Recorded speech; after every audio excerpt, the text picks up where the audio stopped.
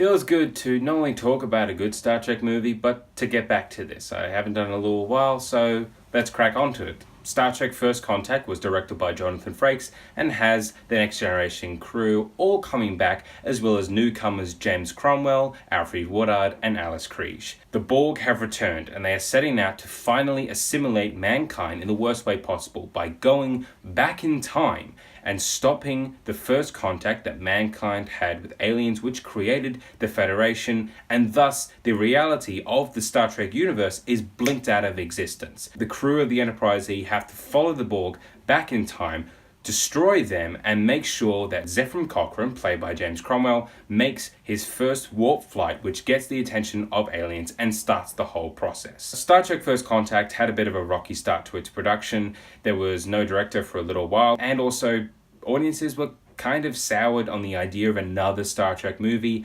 after Star Trek Generations. It did well at the box office, but audience and even fan reception was mild to negative. So they got Jonathan Frakes in as a director who had never directed a film before, but had directed a couple of episodes of the Next Generation series. He'd been there the entire time. He'd become friends with the cast. He was able to get those performances out of his friends because they trusted him. He was the calming voice on set. They gave the film a good, solid budget to make sure that the effects can still work, and also made sure that there was enough action sequences that they can sell it as a more crowd-pleasing movie. And what was the result? Easily the best Next Generation movie by far, and also one of the best Star Trek movies in general, because they focus on character, but not in the way that Generations did, where it decided, okay, let's just have a couple of B plots because that's how we did it in the series. No, that doesn't work on film. You need to make a Star Trek movie a movie. It makes sure that the characters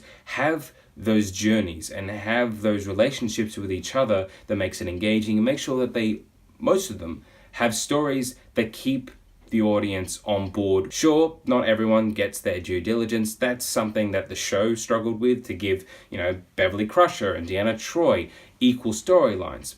But they have a couple of funny scenes that I really enjoy. Watching Picard and Data, and sometimes Worf, take the spotlight is still electric. It's still incredibly energetic because of the performances, because of the way it's directed, because of the way it's written. Everything works in this story because it has fantastic themes. Yes, it does repeat a couple of the Moby Dick parallels that Star Trek II had. Captain Ahab has to go hunt his whale.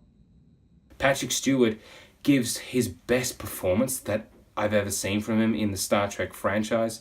It's up there with some of the Star Trek Next Generation episodes. The way that he just gets into this character and makes it so believable, so natural.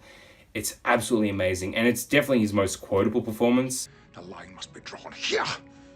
This far, no farther. And I will make them pay for what they've done. I love watching that scene over and over and over again. Brent Spiner gives his best performance as Data, because Data has a great story. That isn't just, oh look, he has an emotion chip. Isn't that funny? No, it's the villain, the Borg Queen, giving him everything that he's ever wanted. Real human skin so he can actually have physical feeling. Tempting him with the idea of actual sex and giving him true emotions.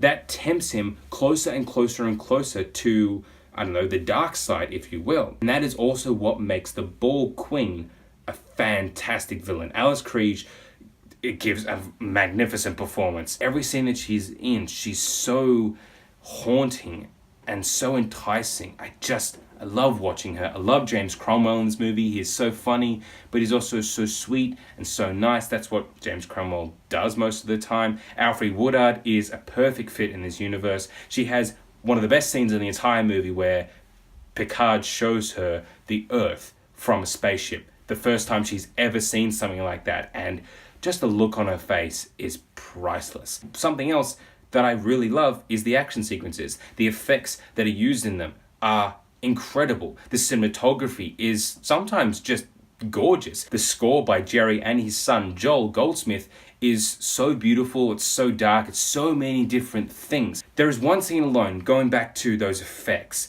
that I still have no idea how they did it. It's when the Borg Queen is being lowered down into her body. I can tell that it was CGI, but maybe it was just because in those days CG wasn't used so much as it is now, so you only had a few seconds where you would just have teams of people working for months and months and months on end for just those 10 seconds. So they put everything into it, and it is absolutely perfect. It still holds up 20 years later.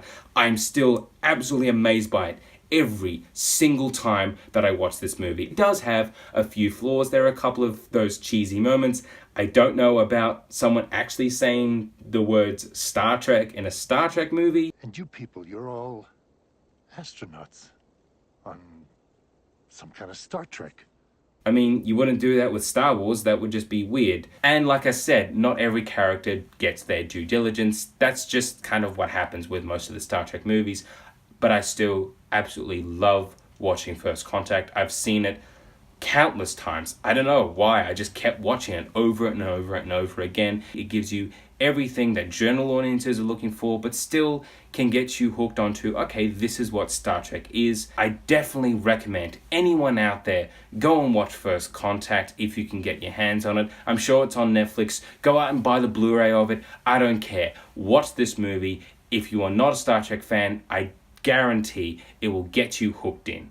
So Star Trek First Contact, have you seen it? What did you think about it? What did you think about this review? Let me know in the comments below. There are going to be more Star Trek reviews coming out very soon, I assure you. And for more Mr. Movies, click that subscribe button coming up right there. Thanks for watching.